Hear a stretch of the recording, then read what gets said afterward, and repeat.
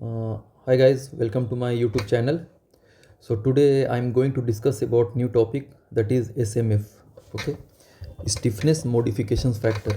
So we will discuss about what is stiffness modifications factor, and in which conditions we have to provide stiffness modification factors when we go for the analysis of the structures, and why we provide. Okay, so let us discuss. See, stiffness stiffness modifications factor, SMF. So stiffness modifications factor is, जब हम stiffness modifications factor के बारे में बात करते हैं, okay, तो हम लोग स्टिफनेस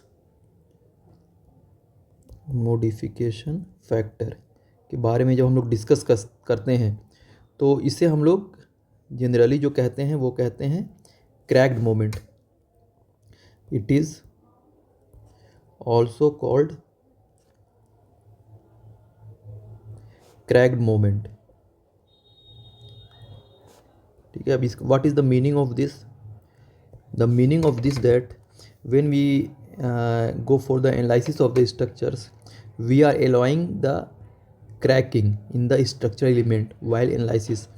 जब भी हम कोई आरसीसी स्ट्रक्चर्स को एनालिसिस करते हैं तो उसमें हम लोग स्ट्रक्चर की जो एलिमेंट होती है, लाइक बीम हो गई, कॉलम हो गई, या स्लैब हो गया, या शेयर वाल हो गया, तो उसमें हम लोग क्रैकिंग को क्या करते हैं, अलाउ करते हैं. मतलब हम लोग देखते हैं कि कुछ परसेंट हम लोग क्रैक ऑलरेडी प्रोड्यूस करके देखते हैं कि वो स्ट्रक्चर्स में क्या होता है, वो स्ट्रक्चर सेफ़ है कि नहीं है, क्योंकि फ्यूचर्स में हो सकता है कि वो स्ट्रक्चर जब क्रैक हो जाए तो सडनली वो फेल ना हो. ठीक है. तो इसलिए हम लोग स्टिफनेस मॉडिफिकेशंस फैक्टर प्रोवाइड की जाती है. बीम के लिए अलग वैल्यू होती है, स्लैब के लिए अलग वैल्यू होता है. उस तरह से आप अगर कॉलम लोगे तो उसके लिए एक अलग वैल्यू होती है. तो हम लोग को ये जानना होता है कि स्टिफनेस मॉडिफिकेशन फैक्टर जो होता है उसे हम लोग क्रैक्ड मोमेंट भी कहते हैं.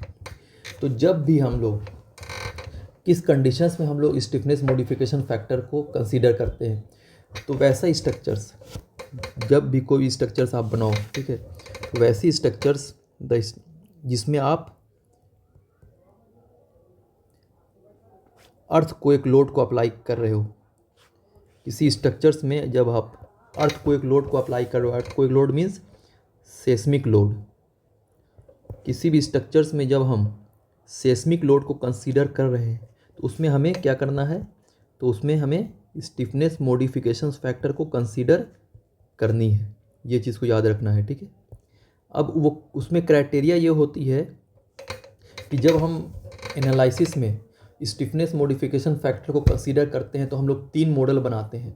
तो पहला जो मॉडल होता है वो अनक्रैक्ड होता है. First model is uncracked. Uncracked means we are not considering the stiffness modifications factor. तो पहला जो मॉडल नॉर्मली जो होता है वो अनक्रैक्ड होता है.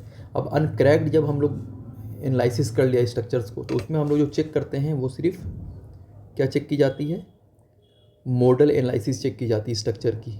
मॉडल एनालिसिस का मतलब क्या होता है, बिहेवियर ऑफ द स्ट्रक्चर्स.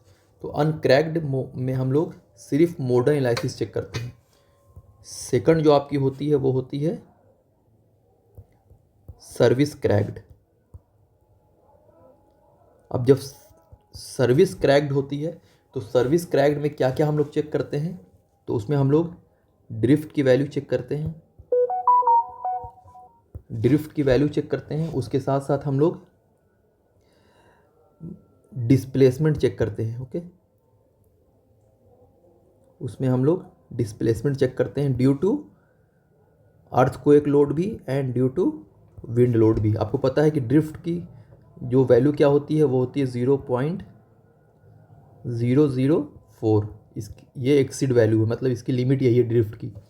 उसी तरह से डिस्प्लेसमेंट की वैल्यू जो होती है ड्यू टू अर्थक्वेक लोड की क्या होती है, तो ये होती है H/250 and due to wind load it is H/500.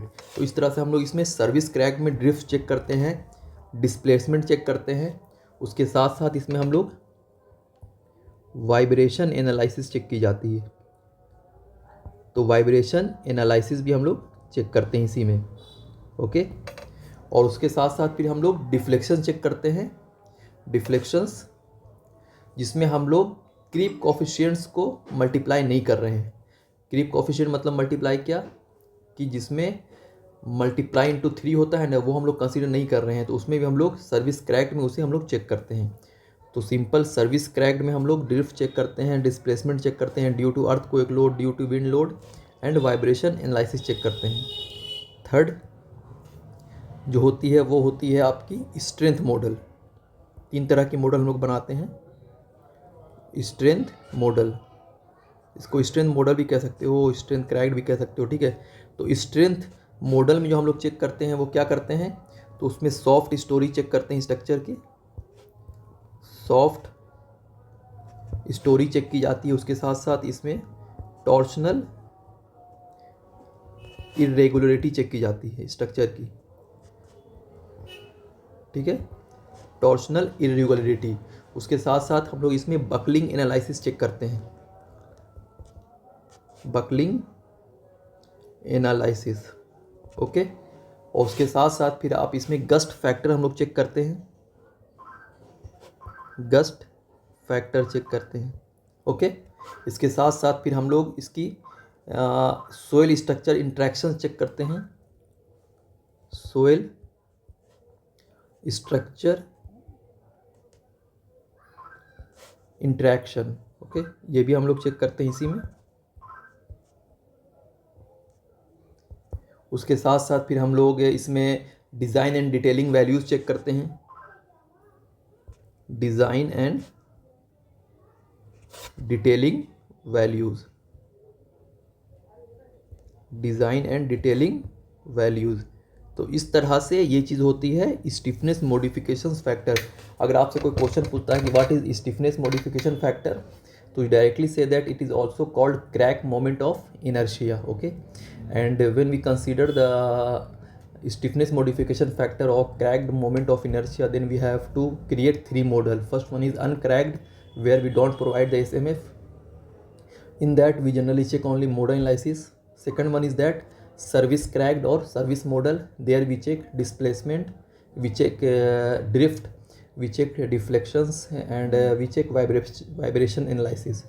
And third one is strength model. So in strength model we check soft story, then we check buckling analysis, we check torsional irregularity. Torsional irregularity मतलब क्या हो गया कि structure regular shape में नहीं है, okay. And then we check gust factor, then we check soil structure interactions, then we check design and detailing values, okay. So आज के लिए इतना हम लोग इतना ही रहने देते हैं। नेक्स्ट इसमें हम लोग फिर एक नया टॉपिक लेकर आएंगे, okay. Thank you so much.